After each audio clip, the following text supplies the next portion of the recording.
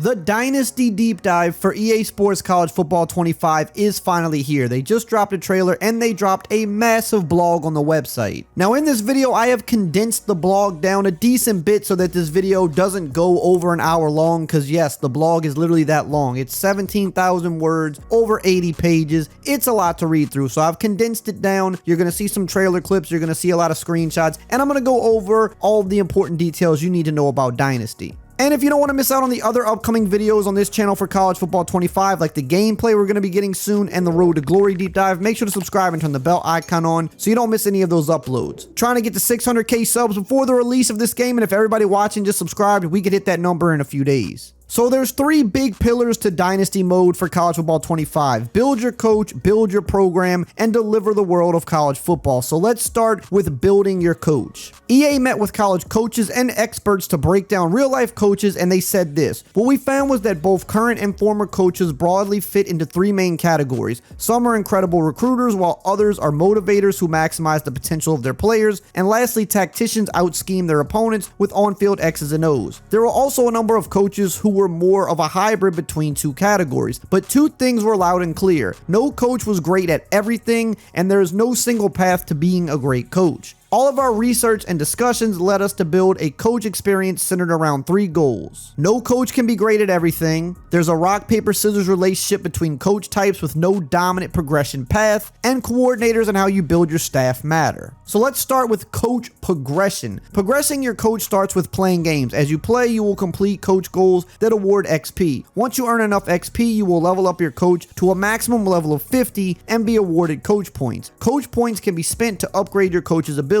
More on that later. There are 4 coach XP goal categories that can be single game, weekly, season, or career goals. You've got the draft, you've got game, you've got recruiting, and you've got stats. I will leave this up on the screen so you can read what each thing does, but for sake of making this video not so long, we're going to keep it moving. You'll be able to check your completed goals as well as your progression towards certain goals. If you complete a goal in game, there will be an on-screen notification. There's also 5 progression speed settings, so you can modify how fast coaches progress in your dynasty. Coach archetypes. The archetype system is similar to your traditional RPG classes, where all of your party members have a specific class or archetype and role. To be successful, everyone must work together. It says here, our system is no different. All coaches will start with the base class or coach archetype, which can be thought of as a special ability in a traditional RPG. Just like our real life coaches, the base archetypes fall into 3 categories: recruiting, motivation, and scheme. From your base archetype, you can progress in multiple ways. You can become an expert in a single category like recruiting, where you become an elite recruiter and excel on the recruiting trail. Alternatively, you can become a hybrid coach who is strong in multiple areas. For example, a talent developer who is great at both talent acquisition, which is recruiting, and player development, which is motivation.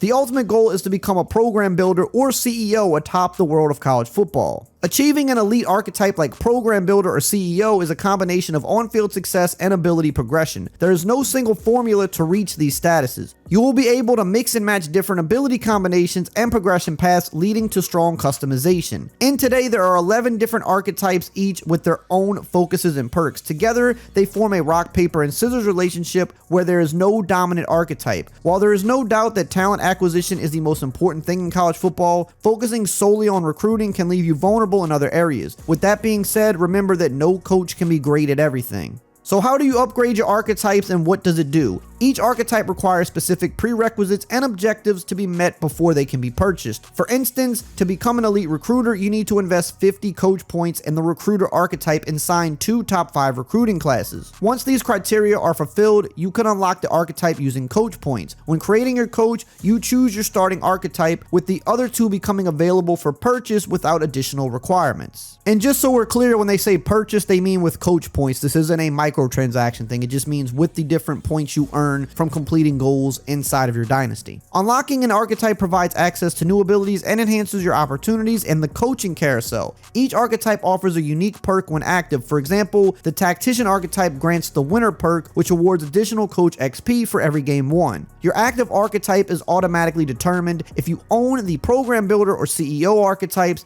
they remain active regardless of your spending in other archetypes. Track your progress in the coach ability screen where you can view unlock requirements, perks, and your advancement in each archetype. As you allocate coach points across archetypes, the spider graph in the center of the screen reflects your coach's evolving profile. How do the abilities work? Once you own an archetype, you can purchase the abilities within it. The game is introducing more than 50 coach abilities. Each ability can have up to 4 tiers, and every tier has a purchase cost associated with it. Every archetype, with the exception of Scheme Guru, Program Builder, and CEO, has their abilities broken down by position group. This increases the level of depth and specialization each coach has. No longer is a coach great at recruiting across the board. Now, coaches will specialize in specific position groups, making your staff composition that much more important. Are you a quarterback whisperer? Are you great in the trenches and committed to the no-fly zone? How does your staff complement you? There are also coach abilities with core gameplay effects. For example, the Scheme Guru archetype focuses on your gameplay style. If you are a coach who likes to play fast, you can upgrade fast tempo offense, providing you with the following boost: battery pack at tier 1,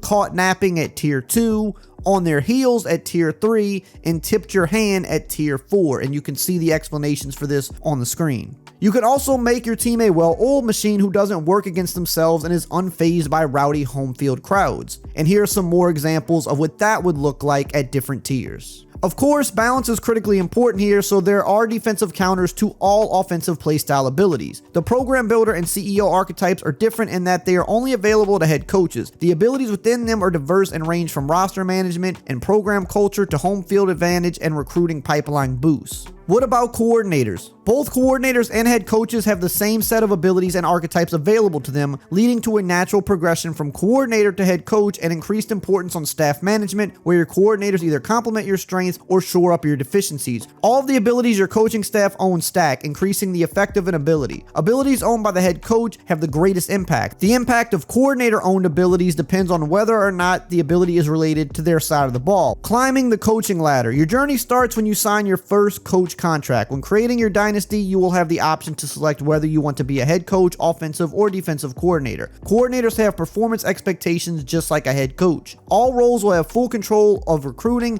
and be able to play both sides of the ball during gameplay. Every time you start a new coaching job, you'll be asked to sign a contract with that school. The contract will have a set contract length and performance expectations. Failure to meet those expectations will result in bad things happening. School expectations are determined by the school's current team prestige and program standing. The better the school, the higher the expectations. These are the 4 types of contract expectations: win X amount of games, win a conference championship, make the college football playoff, or win a national championship. Your job security will fluctuate throughout the season based on the results of your games and whether or not you are trending towards meeting your contract expectations. If your job security gets too low, you will end up on the hot seat, and if your seat gets too hot, you'll be fired and looking for a new job in the coaching carousel. All coaches have a coach prestige letter grade that ranges from A+ to F. Coach prestige is reflective of your ability to meet contract expectations, adjusted for the school and role that you have. For example, meeting expectations and winning 5 games at a small school will have significantly smaller impact than winning the SEC championship at a traditional powerhouse school. So let's talk about the coaching carousel. It says, in College Football 25, we set out to recreate the chaos that is the college football coaching carousel, along with the domino effects it brings. Now, instead of happening over a single week, the coaching carousel takes place over the course of 5 weeks, from conference championship week to the end of bowl season, just like the real world. The coaching carousel starts during the conference championship week. Schools decide to fire, extend, or let coaches' contracts expire. Coaches receive notifications if they're affected. Head coaches can also fire their coordinators. During bowl season, initial job offers are sent out. Coaches will be notified with a view job offers action if they have offers, or a generic coach carousel action if not. This allows them to see job offers in open positions nationwide.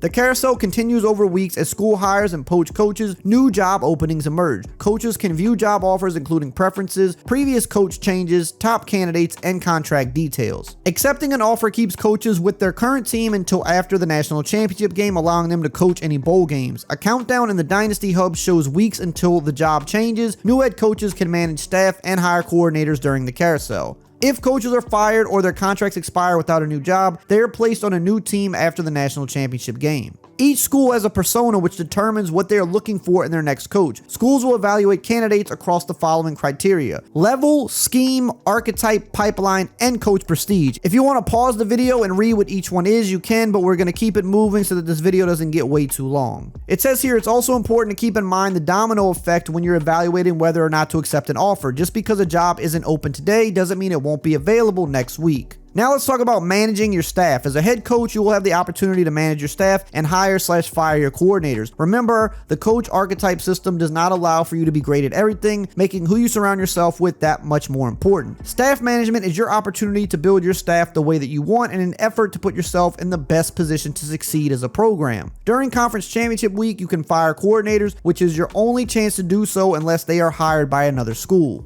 Coordinators have a standard 2-year contract that auto-renews. If their contract is nearing its end, they might be poached by another school during the carousel, giving you a chance to hire a replacement. Starting from bowl week 1, you can hire new coordinators. You'll see a curated list of candidates tailored to your school's needs. Each candidate's current school, archetype, coach level, and interested schools are available. You can also review their talent tree to assess their fit with your staff. Offering a position doesn't guarantee acceptance. Each week, you can only offer one coach per position. After advancing the week, you'll know if they accepted. If not, you can offer another coach. If a position remains unfilled after the carousel, you'll automatically receive a coordinator suitable for your program's caliber. Build your program. There is no question that in today's world, roster management and talent acquisition are at the forefront of college football and building your program. Players can now transfer whenever they want, and they have expectations for you and your program. Some are looking to play early, others want to win a championship and play in big games, and stars want to grow their brand beyond the field. Aligning with what your program can do for them has never been more important. EA talked with coaches, players, and even the community to determine what program management should look like for the game. It says, ultimately, we landed on 4 core goals when building your program. Humanize recruits by giving them unique needs and motivations that the player has to discover by interacting with the recruit. Differentiate regions of the country by player caliber, quality, and type to authentically capture high school talent based on historical real-world data. Represent the different resources available to schools, ensuring that the top schools can blanket the country while smaller schools will need to be more targeted with their approach, and make the transfer portal feel authentically unpredictable. Welcome to staged recruiting. It says we're introducing a new stage recruiting experience built around 3 distinct phases: discovery, pitch, and close. Just like in the real world, every recruit will be in a different stage of their process. Where they are in their process will dictate how you interact with them and the level of engagement they require. Recruiting begins with discovery, where you gather information about a prospect quickly to assess their alignment with your program. Once a recruit announces their top 5 schools, you move into the pitch phase. Here you sell your program and how well it meets the recruit's motivations. The final stage is close, where you host the recruit for an official visit to make a lasting impression. A successful visit can lead to significant gains and possibly a verbal commitment. The recruit's final decision comes on National Signing Day. It says here, when we talk about being 134 ways to play, we are talking more than just on-field gameplay. Every school is graded from D- to A+ across 14 different categories, which comprise their My School grades. These grades define who a program is and what their strengths and weaknesses are. Now, here are the 14 different categories, and they're pretty much self-explanatory, even though they come with descriptions. You've got playing time, playing style, championship contender, program tradition, campus lifestyle, stadium atmosphere, pro potential, brand exposure, academic prestige, conference prestige, coach prestige, coach stability, athletic facilities, and proximity to home. Each grade has a unique set of grading criteria. For example, playing time is graded on a per player basis. The player's overall or projected overall, if they are a recruit, is compared to the team's roster to project how many years it will take for them to become a starter. Actions you do on the recruiting trail will impact the playing time grade for both recruits and players on your current roster.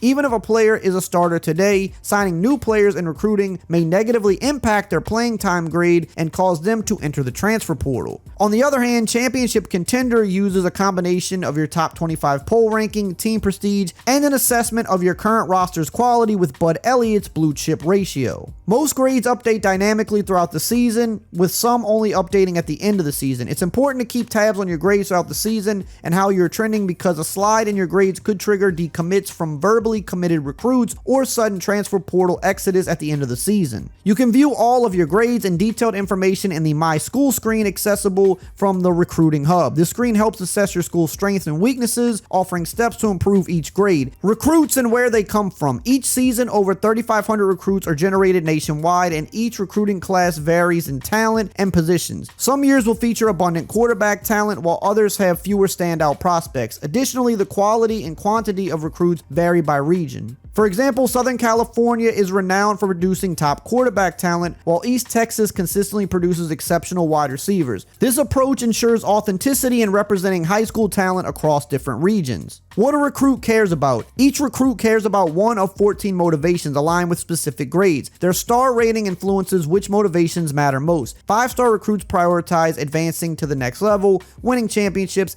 and NIL opportunities, while 2-star recruits focus more on proximity to home, coach stability, and academics. Every recruit has 3 motivations they deeply care about, forming their ideal pitch. During discovery, recruiters aim to identify this quickly to gauge program alignment. If a recruit's ideal pitch includes a deal breaker, which is a non-negotiable motivation, failure to meet it means they won't engage with your program. Deal breakers persist throughout a player's time on your roster, reflecting a commitment you must uphold. Failing to meet a deal breaker could prompt a player to consider transferring at the season's end. Recruiting pipeline. It says when we analyze historical recruiting data, it was clear that even in today's day and age, recruiting is still highly regionalized. We discussed various recruiting strategies and tactics with current and former coaches, in particular how they handled recruiting in different areas of the country. First and foremost, it was clear that not every state is created equal when it comes to recruiting talent and pipelines. Having a pipeline in Florida is much more valuable than one in New York. This made clear that the traditional approach of having each state be its own pipeline wouldn't accurately represent the recruiting landscape. One of our goals was to balance pipelines in terms of the quality and quantity of recruits that come from them, as well as how schools tend to look at them. To determine pipeline strength, each school's recruiting classes over the past decade was examined. This data informed a tiered ranking system, assigning schools a pipeline level based on historical recruiting success. Higher pipeline levels increase a school's initial appeal to recruits and the effectiveness of their recruiting pitches. Pipeline levels are permanent, ensuring that schools historically strong in a region maintain a competitive edge. For instance, Florida schools excel in Central Florida, including areas like Lakeland, Tampa, and Orlando, while LSU's influence extends into East Texas and the Gulf Coast. Together, pipelines and deal breakers create a much more realistic and less exploitable recruiting experience. While it's still possible to land 4 stars as a small school, it will require the right fit and heavy investment of resources and time. Moving on to initial interests in top schools. Every recruit begins with an initial list of schools they're interested in. They evaluate each school based on the My Schools grades, ideal pitch, motivations, and the home pipeline proximity. For example, recruits from Atlanta often favor southeastern schools initially, but some may consider schools outside the region if they better fit their needs. Prospects valuing academics tend to consider similar schools. For instance, recruits interested in Rice often also look at Vanderbilt, Northwestern, and Stanford. Recruits may be open to any school or already narrowed down to their top 8 or top 5 based on their motivations and locations. As recruiting progresses, they narrow down their choices from open to top 8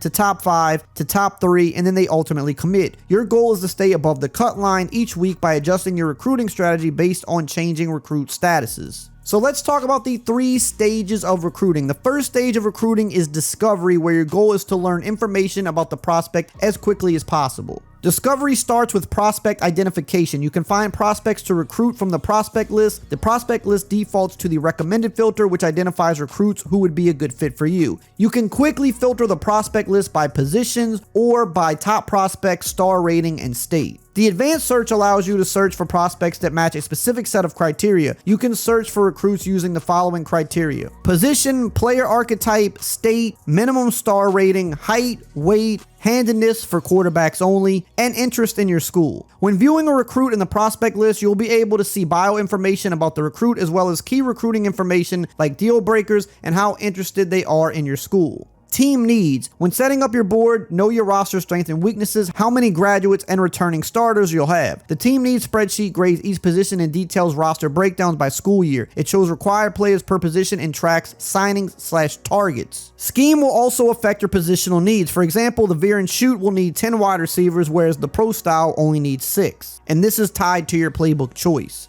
Recruiting hours. Recruiting hours are your core currency for actions and scouting each week, determined by team prestige and season phase. Higher prestige teams have more hours. For instance, a 5-star program might start with 1,000 preseason hours compared to 350 for a 1-star program. Seasonal timing also affects recruiting hours. Preseason and offseason provide more time without Saturday games. In addition to the maximum recruiting hours you can spend in a week, each prospect has a maximum number of hours that you can spend on them in a given week. The default maximum is 50 hours, but this can be increased to a maximum of 70 hours if all 3 coaches have the always be recruiting ability for that position. The recruiting board. The recruiting board is where you'll focus most of your recruiting efforts. It lists all the recruits on your board with key details, allocated hours, scouting status, scholarship offers, scheduled visits, stage, and interest level. You'll also be able to filter this list. You can filter by prospects who are ready for a visit, prospects you haven't offered a scholarship to, recruiting stage, position, and more. Selecting a recruit lets you interact and view their bio details. A progression bar at the top tracks overall stage advancement. The overview tab summarizes each school's progress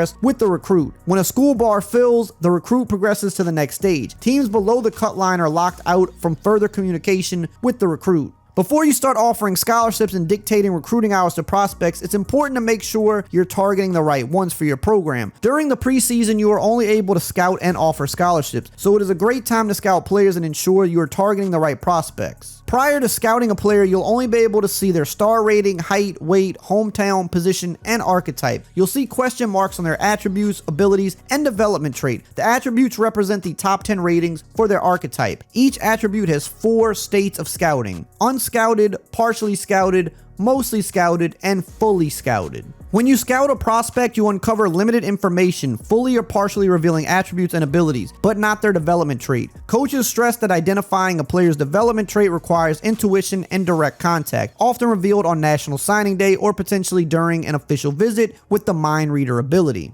Lower rated recruits pose more ambiguity and uncertainty in their skill set due to less exposure compared to higher rated prospects visible in media and high profile events. This uncertainty is captured in the gem/bust system when scouting may reveal a hidden talent. A 4-star gem could perform like a 5-star, while a 4-star bust might play more like a 3-star. Even a 5-star bust will remain a solid player. Now, how do you find your ideal pitch? Once you've identified a prospect who meets your initial criteria, it's time to uncover their motivations. Each prospect has 3 motivations that form their ideal pitch. Quickly discovering their ideal pitch aligns their motivations with your program, crucial for stage 2 pitching. Stage 1 offers 5 recruiting actions to uncover intel and gain influence with the prospect. Each action requires recruiting hours, with higher hours accelerating information discovery and influence. The 5 recruiting actions are as follows. You can offer a scholarship, you can search social media, you can DM the player, you can contact friends and family, or you can just send the house and go all out for them. Now we move on to stage 2, the pitch. After the recruit narrows their top schools down to 5, it's time to begin pitching the prospect on your school and what you have to offer. When pitching a prospect, there are 2 different pitch types you can use. You can soft sell, which awards a moderate amount of influence when choosing the correct pitch, but it also limits the downside risk and penalty of pitching the prospect on something they do not care about. You also have a hard sell, which provides the most influence when choosing the correct pitch, but it also comes with the largest penalty if you pitch the wrong thing.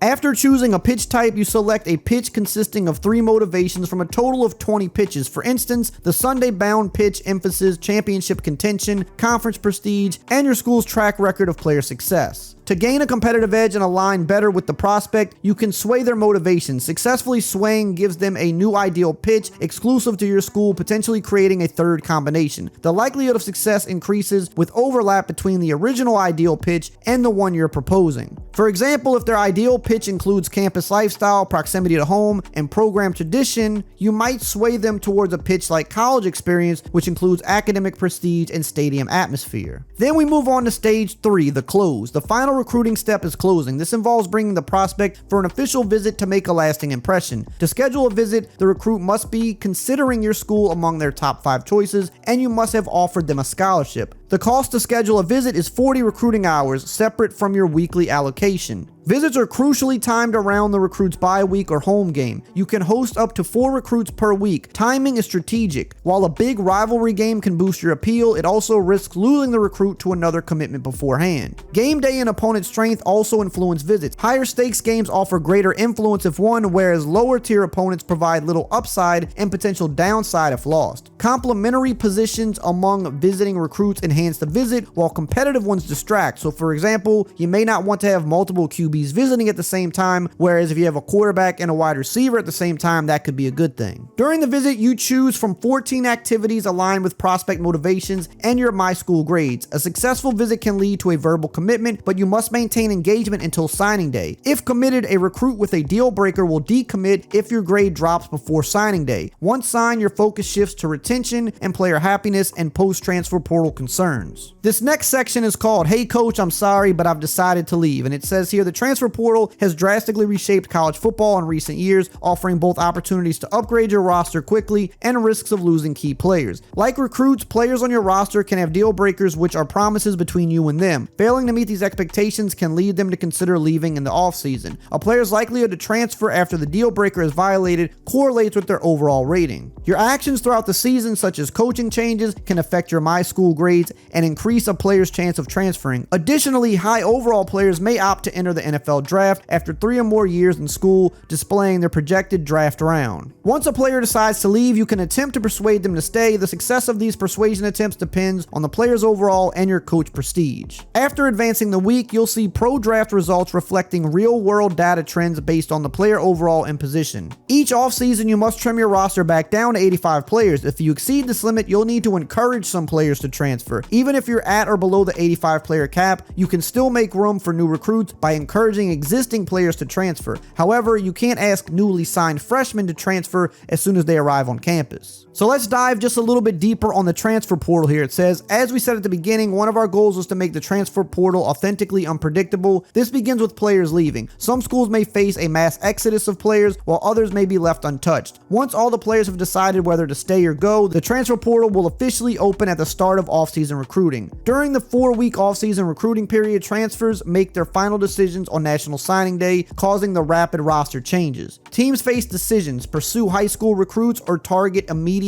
impact transfers. Balancing time between discovering transfer motivation, scouting, and selling your program is crucial. Transfers are rated based on overall and ranked nationally, statewide, and by position. Each has a unique ideal pitch and motivations, including a deal breaker that prompted their transfer. They evaluate schools based on alignment with their motivations, considering pipelines and proximity to home. High demand 4- and 5-star transfers limit their choices to 5 schools. Others vary in the number they consider. Signing day. Just like the real world, College Football 25 features both early signing day and national signing day. Each signing day takes place at the start of bowl season and after the regular season has been completed. National signing day takes place 7 weeks after the national championship. On signing day, players committed to a school beforehand sign their letter of intent, preventing decommits. Most prospects commit by early signing day, but some decisions extend into the later cycle. Transfers also sign their letters on National Signing Day. Unsigned recruits after National Signing Day become walk-ons in the offseason. No longer do recruited players disappear without a commitment. The team with the highest influence on signing day secures the player, provided they offered a scholarship, a significant improvement for clarity and player engagement. Position changes. Following signing day, you will have the opportunity to change player positions ahead of off-season progression. Players will be able to change to any other position regardless of their original position.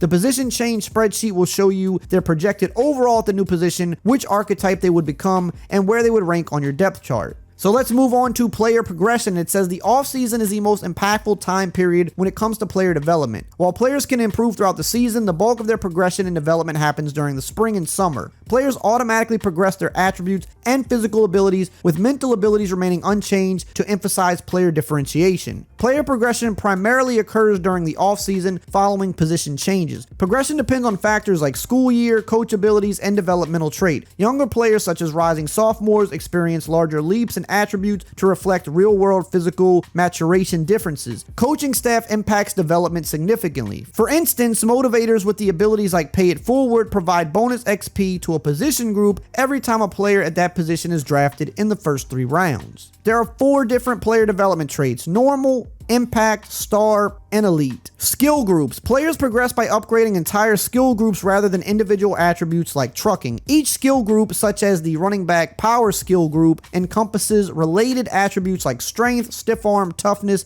jumping, and injury, with a maximum level of 10. Some players may have a lower cap for certain skill groups. Skill group caps represent a player's maximum potential in that area, varying by player, skill group, position, and archetype. Once a skill group reaches its cap, further upgrades are only possible for coaches with the architect archetype, using abilities like Limitless or Put a Ring on It. And when it comes to abilities, while progressing, players will look to upgrade their physical abilities if they meet the rating requirement. Every tier of a physical ability has an associated attribute requirement. For example, in order to have a platinum workhorse ability, a player must have 95 toughness. Impact players. Impact players are back and are a quick way for you to easily identify the key players on the other team. Every team will have at least one offensive and one defensive player who is an impact player. However, unlike the past, there is no limit to the number of impact players a team can have. Explosive offenses with playmakers everywhere might have 5 or 6 impact players across the board, letting you know straight up that they got dudes and they are about to cook.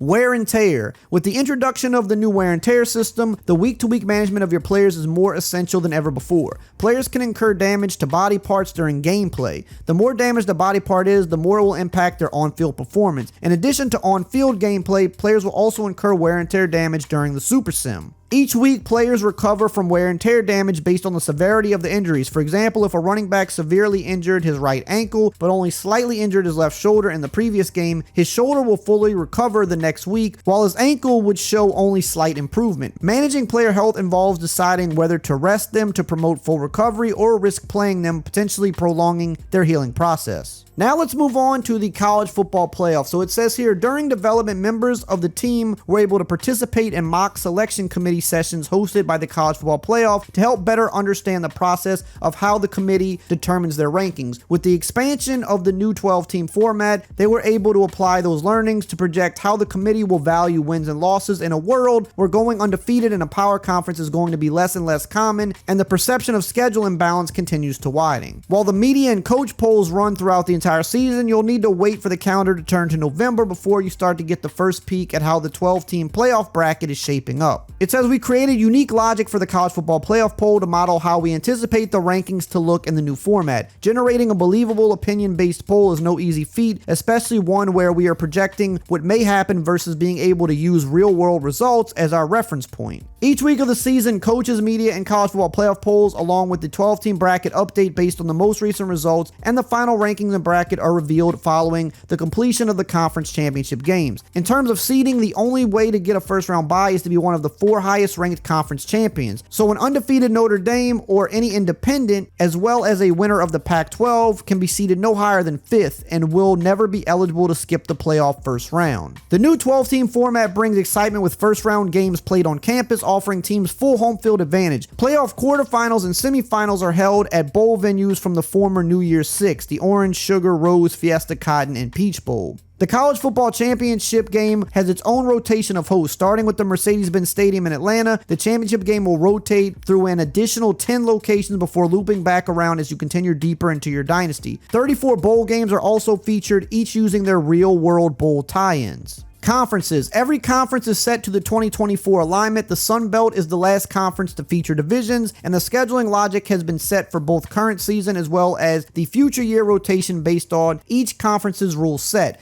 The SEC will accurately follow the 8-game with 1 protected opponent rotation, while the Big Ten will utilize their 9-game flex protect model, and so on. If you prefer to reset the conferences to a previous configuration, push forward to a potential future, or just blow everything up and make whatever conference membership you want and adjust the rules to your liking, you have the power to do that with custom conferences. You can adjust any conference to as little as 4 schools to as large as 20. Schools can also go independent for maximum schedule flexibility, though it might forfeit a potential first-round bye in the college football playoff. Each conference rules can be edited, including division presence names, number of annual conference games, hosting of the conference championship games, and more. Moving conference does not mean you are stuck with the old conference jersey patches or the logos on the 25-yard line. These will dynamically update based on the conference membership. Moving on to the schedules, it says it's not enough to make sure that the schedules rotate and that the home and away gets flipped each new year. If it's the third Saturday in October, Tennessee better be playing Alabama. If it's Thanksgiving weekend, then the Iron Bowl, the big game, Florida State versus Florida, and a host of other rivalry games better be on the table next to the turkey and the stuffing. The scheduling system will make sure that those special games get filled in the correct weeks before adding in the rest of the conference and non-conference slate to get each school to their 12 games. For non-conference games, we have included as many real-world games as were announced by the time we had to lock schedules. So when you get to 2027 and 2028, the Florida State-Georgia home game and home series will already be scheduled. Week 0 has also become a recent tradition in college football, allowing some schools to start their seasons a week earlier than Labor Day weekend. These games are scheduled in the first year of Dynasty mode and continue in subsequent years, though most schools still begin their seasons on Labor Day weekend. And you can set your own schedule. You can customize your non-conference game schedule each preseason using custom schedules. Conference games are locked and cannot be edited, while non-conference games are editable. And of course, we got to talk about Team Builder really quickly, and it basically just says Team Builder is back and you can import up to 16 Team Builder teams in a private online dynasty. The commissioner will need to replace existing FBS schools with the Team Builder teams they want to add when setting up the dynasty. They also got some information in here about redshirting. It says college football has evolved both on and off the field, including recent overhauls and how the red shirts are managed. Players can now participate in up to 4 games per season and still retain their red shirt eligibility. Each preseason, you select which players you intend to redshirt. Throughout the season, you can track their games played to decide whether you want to continue playing them or preserve their redshirt status. And what about the trophies? Well, the rivalry trophies will be in the game and on the line, and the winner of each contest will take home their trophy and the bragging rights for that year. Of course, you've got the Heisman Award, which you can track each week in the season, keeping tabs on the Heisman Watch to see who's in the running for the prestigious award. In addition to the Heisman, it says we have individual positional awards like the Lou Groza, Lombardi, the Unitas Golden Arm Award, among others. We also have the Broyles Award for the best coordinator in the country to go along with our Head Coach of the Year award. Preseason and postseason All-American teams are named annually as well. In the preseason, both first and second team All-American teams are named at the national and conference level. The postseason All-American teams feature first, second, and freshman teams at the national and conference level. They also briefly mentioned stat tracking and the record book. The record book covers player records on a career, season, and game level. There's also coaching stats so you can follow your coach's lifetime accomplishments, and it also serves as a way to get a look at each coach's current job security status so that you can get an early look at what jobs may become available on the coaching carousel. And lastly, we've got pride stickers. It says for certain schools like Ohio State and Florida State, the pride stickers that are applied to the individual player's helmet over the course of the season are as iconic as any other tradition in college football. Each season, the helmet starts fresh, and over the course of the season, based on the player's performance, pride stickers are added to give visual representation of that player's accomplishments. And it says that they worked with each school to understand their fill pattern to make sure that the stickers are being applied over the course of the season, are being added in the correct pattern based on how the school applies them in real life. I really tried to make this video as short as I could, but they just put out way too much information. I hope you enjoyed it. If you want to know some more about gameplay for College Football 25, make sure to check out this video right here on the screen.